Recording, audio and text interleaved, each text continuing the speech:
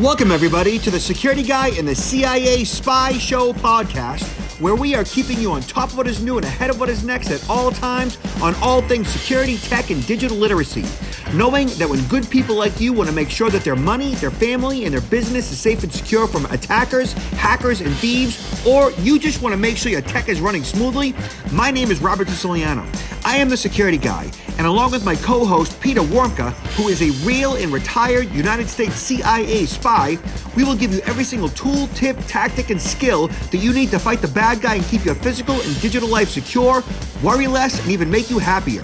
This podcast will help you breathe easier with less stress and a greater sense of well-being. So let's get at it. And welcome to the Security Guy and the CIA Spy podcast. I am Robert Siciliano, the Security Guy, and this is Peter Warmka, the spy from Orlando. What kind of spying? Give me an example of what kind of spying you have done as a CIA spy? Well, I mean, there's a lot of different types of bits of information that is considered to be intelligence, and we're trying to collect information on our adversaries, let's say, foreign governments. And just one really easy example would be in advance of going into negotiations. You know, if you have the president or the Secretary of State or someone else, a high government official that's going to be meeting with their counterparts overseas, providing some information, gaining some insight into what that opposition's strategy in those negotiations might be, that is a golden nugget. And so that would be considered intelligence. So that's just one of a lot of different types of bits and pieces of information that I would collect on. Did you ever shoot a tranquilizer dart into somebody's neck? What movies are you watching? All of them. No, I mean, there are a few people I would have liked to do that to, but I have not yet. I received other training, but that wasn't part of my training. All right. Well, we have to get a tranquilizer gun so you can shoot in somebody's neck. All right. Okay. So, Peter, we are coming upon, the holiday season, and that brings up Black Friday. So you should see on my screen, Tech Republic did some research along with Checkpoint Research Company. More than 5,300 malicious websites have popped up each week, the highest since the start of 2021. Basically, it talks about how, let me see here. Since the beginning of October, the number of malicious shopping sites has jumped to more than 5,300 ones each week, adding up to an increase of 178% compared with the average number of 2021. Mm-hmm. And since the start of November, the number of corporate networks impacted by these sites has risen to 1 out of every 38, compared with 1 in 352 earlier in the year. So, for example, they say that one campaign seen by this company, Checkpoint, sent out phishing emails hawking cheap Michael Kors bags and other products with subject lines such as fashion MK, Michael Kors handbags, 85% off, shop online today, 85%, up to 80% off Michael Kors handbags on sale, low prices, and shop all Michael Kors handbags and so forth, up to 70%. Those great offers could be legit, but if it's too good to be true, it definitely, absolutely, positively is. So you get an email like this. If it doesn't go in your spam folder, which it should, it ends up in your inbox, which neither one of them are good, because lots of people check their spam box and they start clicking stuff. If it ends up in your inbox, it makes it seem more legit. Mm-hmm. And what makes it seem more legit when it ends up in your spam box, Peter? When it ends in your, it appears to be maybe legit. If it ends up in the spam box, I think it would not look legit. But if it gets through those filters, it could look very, legitimate. But I tell you, Robert, I fell victim to this, and it was not an email, because I'm very, just like you, I'm very cautious when I get these types of emails. I'm very automatically suspicious, because what I would do is I would go, if I see something that comes in, I would go to the website of whoever is sending it to me to see if I can verify whatever it is, the information, the offer. But this happened to me when I wanted to purchase a meat smoker several months ago. I just got on Google and I started to Google search a particular model of smoker, and this one popped up that was like about 80%, 70% cheaper than other places where I can find it. And so I even looked at the reviews that they had posted. It seemed It seemed legitimate, but it was just like, wow, too good to be true, right? I went online. I mean, I purchased it by clicking on the link, and I bought it. I paid for it, put it that way. And I received an email immediately saying it was going to be shipped to me. It never was received. And then when I went back a few weeks later, it was completely gone. Everything was gone. The website was gone. And fortunately, even though I was stupid, I mean, this is, we learn from our mistakes, right? That I was able to file a fraud claim through my credit card company and able to get the money back. But just the other day again, I'm looking for some gifts for upcoming Christmas. And one was a particular grill, right? And I get online and I see, once again, there is this grill that's a lot, 80% cheaper than wherever else I can find it. I was so ready to push that button that I said, wait a minute, right? And I look up, it was supposed to be Target. It had a Target emblem and everything on it. But then the website said Supre Target, not even Super Target, SUPRE Target.com. And I said, that's weird. And I went on to Target's website and I found that same grill, and it was not on sale like that.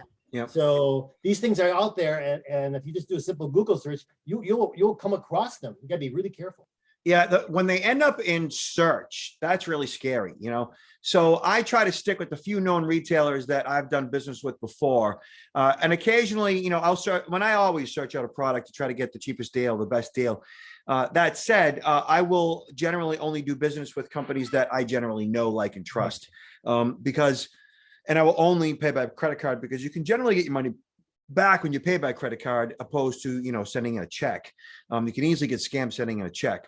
So this particular Michael Kors fraud, you know, it looks like all the, you know, 4-color, it's got the bags. I mean, everything about this site speaks to legitimacy. But the reality of it is that, you know, it's easy to recreate or just copy and paste HTML code from any website and just slap it onto any website. And you've got, you know, the exact same content, but the shopping cart and the credit card processing and the money goes to benefit the bad guy in many cases. So it's really important to pay attention to that, avoid too good to be true offers, especially if they show up via social media. Even ads, paid ads can even be fraudulent. And be cognizant that even when you search it in Google, even if it does show up in the first or third page, there could be fraudulent activity there. But that being said, just pay close attention to the URL and just always pay by credit card. Some more tips that they provide here. Make sure you shop directly from a reliable website. Like I said, don't click on promotional links you receive via email or social media. Run a search for a shopping site before you visit to make sure you're getting the correct URL. Watch out for lookalike domains, you know, so Michael Kors with 2 S's, Michael Kors with a Z, Michael Kors with 2 Ks, right? It could be Michael Kors and so forth. It could be michaelkors.net or org and so forth. You know, so scan for typos and other errors in emails and on websites, and be wary of unknown email senders or unusual email addresses that you see in promotions. Trust your instincts. That's really the most important thing, I think. You know, a promotional, shop promotional that sounds too good to be true likely is a scam, like Mom said. That means a new iPad will not go on sale for 80% off retail price, right? Of course. And then look for the lock icon, and the S in HTTPS means secure socket layer encryption. And if it doesn't have that, avoid it. And then finally, be wary of password reset emails, especially during the holiday. If you get such an email, always go to the website directly instead of clicking on the link. If you need or want to change your password, make sure you do it at the actual site. So I get password reset emails. Oh, I get too. All the time. And so what that is it's somebody who has my email address, which is publicly available basically. And they may know that I might have an account at a particular site. And because maybe they, you know, found my credentials on a data breach for an old data breach, and they want my passcode to log into that site. And it could be email, it could be LinkedIn. And what they do is they'll actually email me what looks like a password reset that's coming from, say, LinkedIn, but it's actually coming from the bad guy. And if I click a link or respond with with a new passcode of that particular site, I'm giving the bad guy an opportunity to log in. So it's really important to pay attention to that stuff. And often if you get a password reset, simply just delete it. Because if you didn't initiate it, then it's just somebody messing with you. Mhm. Yeah. Hey, Robert, question, do you use WhatsApp?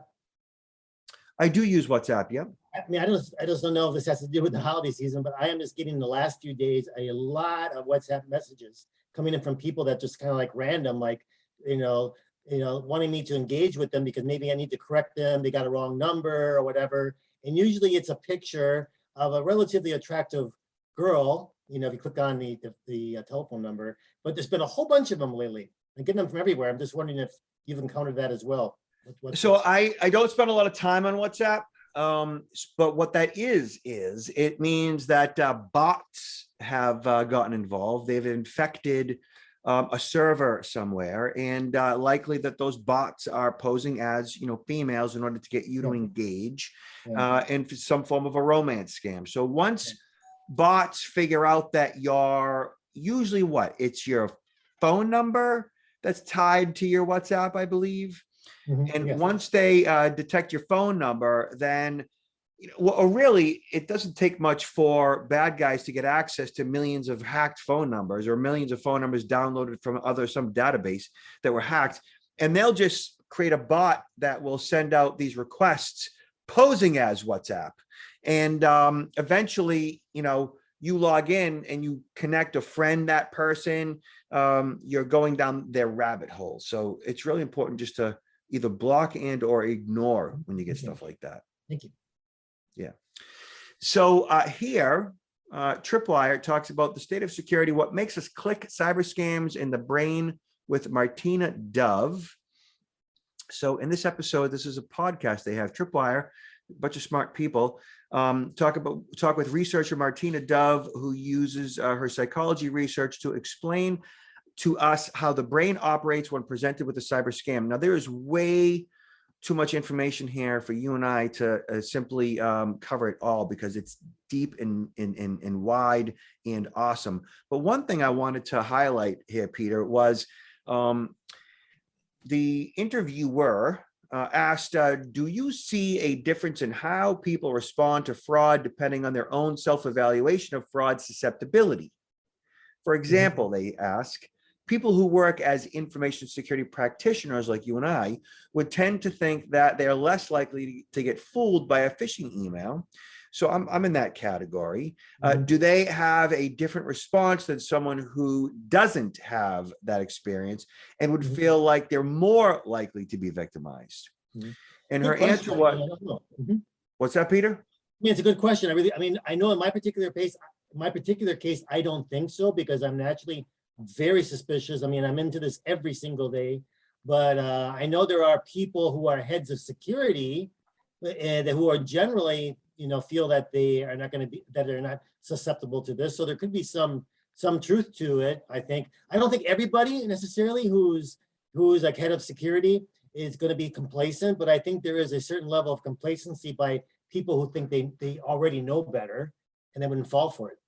Complacency is one aspect of it. And they go on to say that there is a known factor that can protect you or enhance vulnerability, and that's background knowledge. So basically, you would presume that somebody within cybersecurity would have good background knowledge about how phishing emails are delivered and how they persuade and some of the signs to watch for.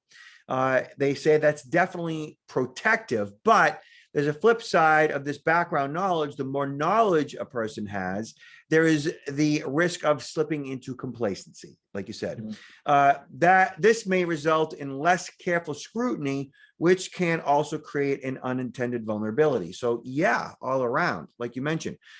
Now, I am very aware of everything that comes into my inbox, every text message that I get.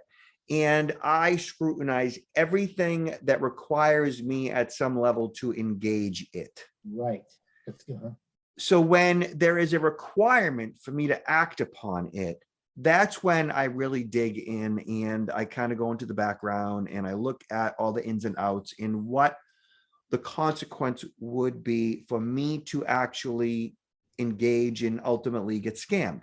And so I look at all of those factors, and then I look into the actual communication itself, of course, and dig a little bit deeper and right click and open stuff in different windows and search URLs and look up the name of the company and, look for a number of, issues to the point where I either exhaust it or I've quickly determined that, this is no issue.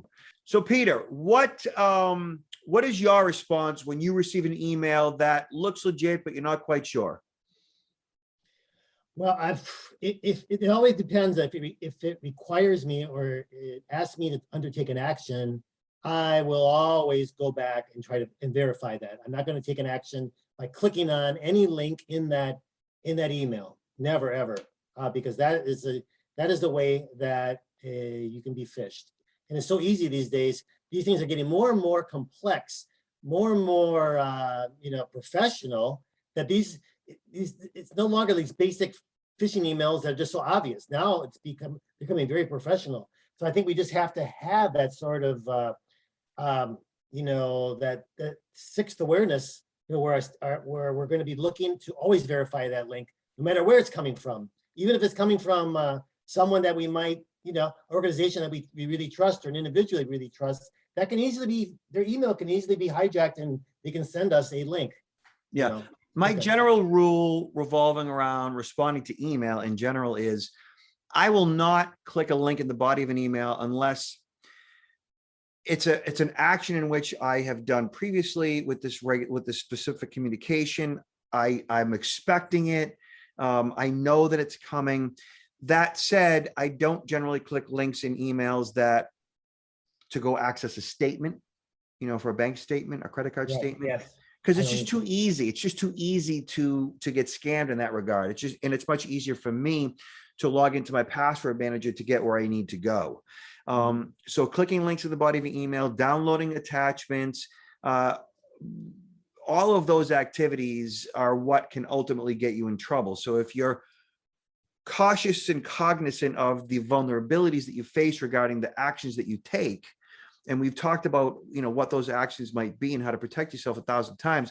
Generally, most people should be in pretty good shape. If you are just cautious in general and have an awareness of what to look for, and that's just, listening to podcasts like this and doing your own reading and research, generally, most people should be in pretty good shape.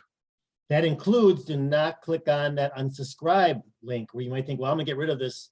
I'm gonna get rid of this email. I don't want any more emails from this person or company, but that can also carry a malicious. That is correct. Yep, agreed. So Peter, we're gonna close up with Schneier on security. So Bruce Schneier is a cryptographer. He's a really smart guy, full speaking calendar, like rock star, security guru. And he talks about why I hate password rules. So he said that the other day I was creating a new account on the web, which many of us do. It was financial in nature, which means it gets one of my most secure passwords. And he uses a tool called Password Safe to generate a 16-character alphanumeric passcode. In this case, the passcode that it generated looks something like :S, whatever that up arrow is, uppercase T, lowercase WD, dot, uppercase J, and then whatever that is, 3HZG equals Q dash. That's a pretty secure password, which was rejected by the site because it didn't meet its password security rules. And in this case, the rules were that you had to have two numbers in that particular password. And he only had one number in that particular password, the number 3. So that said, like the rules for this particular site, he didn't know ahead of time. His password generator created a passcode that didn't reflect the rules of that particular site. And now maybe if he had generated another passcode, it would have had 2 different numbers, but it just didn't for that reason, for whatever reason. Now, what it goes on to say is that what he doesn't like about the password rules is that many sites have their own set of rules, their own criteria. Like you have to have uppercase and lowercase. You also have to have a character. Some of them say you can't use a character and so forth. This particular one says they want at least 2 numbers and so on. So if all the password management companies that create password managers and password generators would work with, the National Institute of Standards and work with web developers and sites themselves to determine what that criteria in regards to password rules ultimately should be, then that would eliminate the inconvenience of having to create a password. And then from there, that password being rejected and you as the consumer user having to figure out why it was rejected. Like that's just a lot of running in circles for really no reason if there was a base sense of standards as to what passwords should require and contain. Peter? No, I completely agree. And I think whether it's for these particular sites or even within companies where the passwords become so complex that people will just end up writing them down, writing them down and have it next to their terminal. I mean, I think we got to find something that's reasonable. We need to have strong passwords, but we can't make these passwords so complex that people will just circumvent, keeping them safe.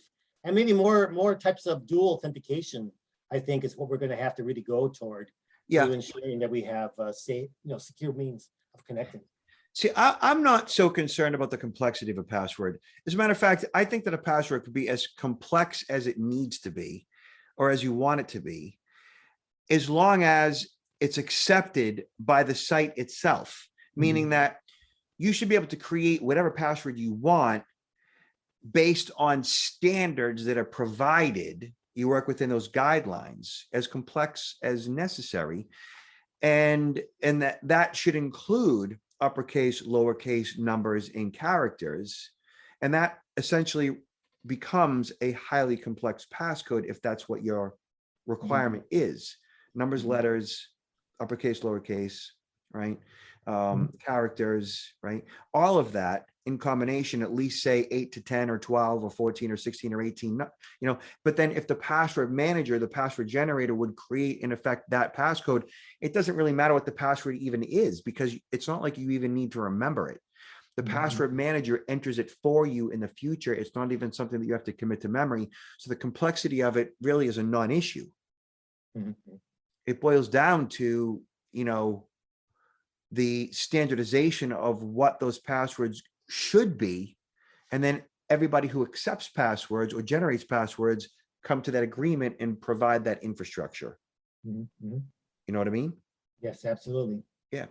So I use a password manager and it works great for me. That said, I'll often generate passcodes and plug them into different websites and they're rejected because I'm missing something or I have too much of something. And that's a pain in the butt. Yeah. So Peter, what are you up to these days? Well, getting ready for the, trying to wind down some business before the holidays start, because then everything kind of slows down. I got so many things yet that I got to finish. And just wanted to bring to the audience attention, come visit my site, counterintelligence-institute.com.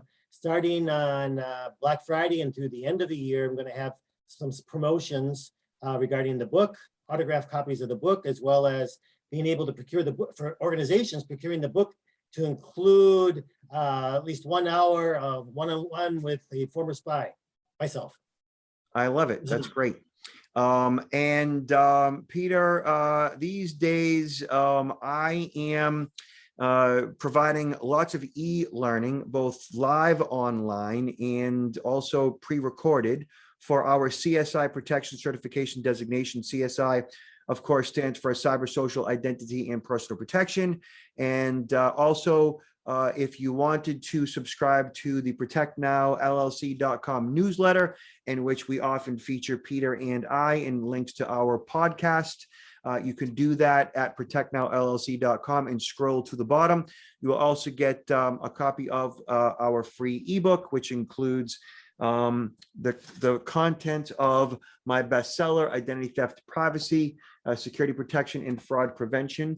So that being said, or contents of that book, that being said, y'all be safe out there. Peter, final words?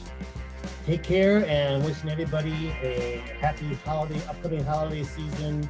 And don't stress out. Take care of each other, and don't let the bad guys win. All right.